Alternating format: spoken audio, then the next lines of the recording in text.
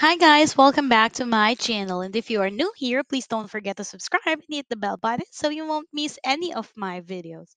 And for today's video, I'm going to teach you how to create a new event with reminders that will pop up every time on your screen. Now log into your account at outlook.live.com or in your app, just log into your account, and once you're logged in, go it will show up an interface like this, but you have to click the calendar icon on the left panel.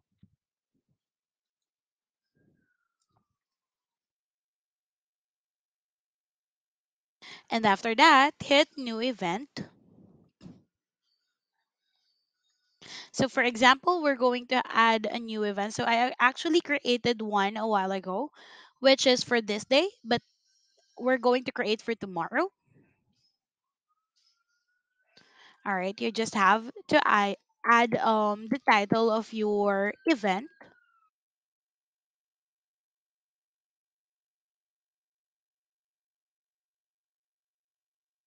And if you want to pop it up all day, like pop up on your screen the whole day, then click this. And there you go. You just have to click save and your new event has been saved. Alright, so I hope that this video helped you and see you on my next video. Bye guys. Thank you.